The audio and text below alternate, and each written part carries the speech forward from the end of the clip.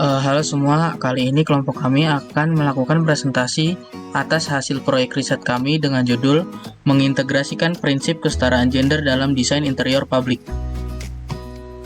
Kelompok kami memiliki 5 anggota. Yang pertama ada Fauzan Muhammad Al-Ghifari dengan NIM 16032235152. Berikutnya ada Bagas Aji Wicaksono dengan NIM 16032230072. Selanjutnya saya sendiri yaitu Lutfan Haikal Abdillah dengan NIM 16032230172.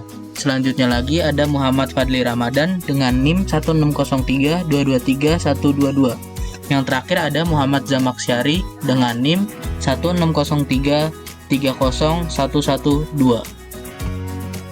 Berdasarkan riset yang kelompok kami lakukan dan yang kelompok kami baca dari berbagai sumber, apakah gender itu setara antara laki-laki maupun perempuan? Berdasarkan apa yang kami baca, wanita sebagai pengelola tidak hanya mampu berkarya di ranah domestik saja, tetapi juga ruang lingkup masyarakat. Kesetaraan gender diartikan persamaan kondisi bagi laki-laki dan perempuan untuk memperoleh kesempatan dan hak-haknya sebagai manusia, sebagaimana yang tercantum dalam sila kelima Pancasila, yakni keadilan sosial bagi seluruh rakyat Indonesia, bahwa hak-hak perempuan itu sebetulnya setara dengan laki-laki. Nah, kelompok kami setuju dengan statement di atas bahwa wanita berhak mendapat hak yang sama dengan laki-laki. Oke, saya Bagas Aji Wicaksono. Saya akan melanjutkan yang dijelaskan dengan teman saya Lutfan. Apakah kesetaraan gender perlu dalam desain interior dalam ruangan? Gender equality, ketidaksetaraan gender dalam dunia kerja memang bukanlah hal baru. Tetapi apakah kalian tahu bahwa hal ini dapat diulik dari sudut pandang desain interior? Nyatanya, persoalan ini tidak hanya dapat diulik dari aspek sosial, tetapi juga dari desain interior ruang tempat masyarakat bekerja. Sila kesetaraan gender dalam arsitektur dan desain tempat kerja. Saat ini, kesetaraan dan inklusivitas gender sangat penting bagi organisasi manapun. Desain tempat kerja harus mencerminkan dan mempromosikan bahwa peran perempuan di sebagian besar setiap bidang pekerjaan adalah sama atau dalam beberapa kasus lebih besar daripada kontribusi laki-laki. Memiliki tempat kerja yang netral gender atau inklusif gender tidak baik untuk dimiliki. Itu suatu keharusan. Mengubah peran dan paradigma dalam angkatan kerja harus tercermin di tempat kerja. Sayangnya, banyak tempat kerja warisan tidak peka terhadap wanita dalam hal desain mereka. Paling-paling, tempat kerja yang khas adalah ruang non-gender. Paling buruk, mereka bisa memusuhi karyawan wanita.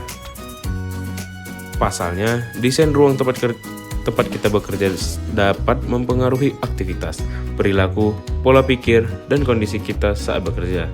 Dalam desain interior, kita pun mengenal kata inklusif atau NIM dari eksklusif yang artinya mengikut sertakan.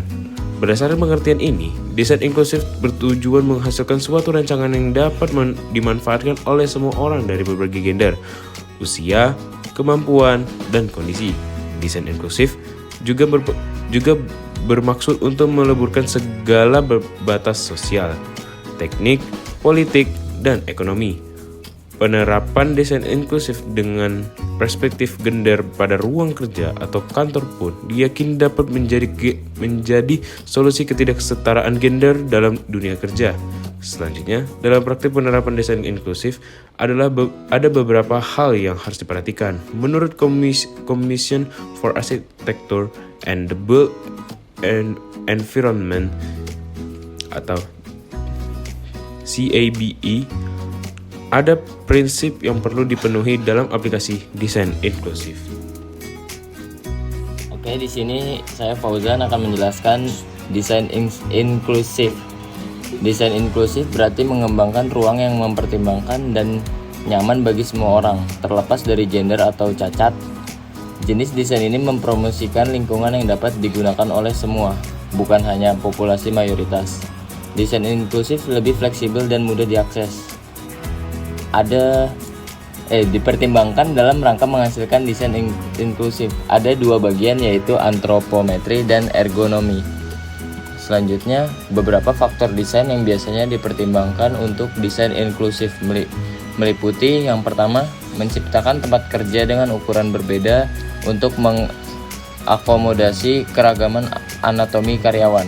Yang kedua, menggabungkan landai dan tangga sebagai bagian dari interior untuk memungkinkan penggunaan kursi roda dan alat bantu mobilitas lainnya. Yang ketiga, meninjau hasil studi antropometrik untuk mengoptimalkan efisiensi workstation. Dan yang terakhir, membuat desain lebih akomodatif dan menyenangkan bagi semua orang, terlepas dari jenis kelamin, ras, etnis, agama, atau usia. Selanjutnya, responsif.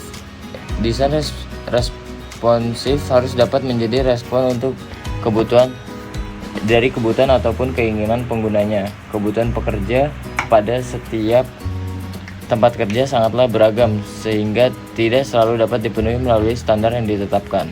Perusahaan pun perlu membuat strategi tempat kerja yang disesuaikan dengan pekerjanya baik melalui survei atau teknik pendataan lain. Desain berbasis data yang sesuai dengan para pekerja dan budaya perusahaan dapat menjadi solusi untuk desain interior yang lebih inklusif. Misalnya, apabila hasil survei menunjukkan bahwa para pekerja sering merasa ngantuk di jam kerja, maka elemen desain seperti warna yang dominan dalam desain ruang kerja atau pencahayaan perlu dikaji dan disesuaikan lagi. Misalnya, temperatur pencahayaan dibuat lebih dingin dan menghindari penggunaan warna biru yang dominan di tempat kerja karena membuat pekerja terlalu rileks. Saya Muhammad Fahri Ramadan ingin menjelaskan tentang fleksibel. Dalam desain inklusif, orang yang berbeda dapat menggunakan fasilitas yang ada dengan cara yang berbeda pula. Dalam interior kantor, ada baiknya furnitur yang disediakan bersifat adjustable, misalnya kursi kerja yang adjustable. Furnitur yang adjustable ialah furnitur yang fungsi, ukuran, bentuk, atau atributnya dapat disesuaikan dengan kebutuhan penggunanya. Sebab ukuran tubuh laki-laki dan perempuan berbeda, furnitur harus dapat disesuaikan agar dapat meleburkan perbedaan fisiologis ini dan terasa nyaman untuk semua penggunanya. Jika tidak adjustable, maka furnitur bisa jadi hanya nyaman dan fungsional bagi sebagian pengguna saja. Dan selanjutnya adalah kenyamanan. Desain inklusif harus dapat membuat semua penggunanya merasa nyaman. Kenyamanan berarti semua orang dapat menggunakannya tanpa tenaga ekstra. Penerapan prinsip ini tergolong luas, bahkan menyangkut fasilitas kamar mandi suatu tempat kerja. Misalnya, menggunakan desain kloset yang lebih tinggi akan berkontribusi pada kenyamanan pekerja perempuan yang sedang mengandung. Dan yang terakhir untuk kesimpulan, itulah beberapa hal yang dilakukan untuk merancang ruang kerja yang inklusif secara gender. Mungkin penerapan inklusivitas gender pada desain ruang kerja tidak akan secara langsung menghilangkan kesenjangan gender yang ada di Indonesia. Namun, kita percaya setiap usaha yang dilakukan untuk meleburkan kesenjangan gender yang ada dapat berdampak besar di kemudian hari. Ingat, sedikit demi sedikit, lama-lama menjadi bukit. Kelompok kami mengambil prinsip dari sila kelima, yaitu siapapun berhak dan wajib mendapatkan keadilan yang sama antara laki-laki maupun perempuan. Sekian presentasi dari kelompok kami. Terima kasih.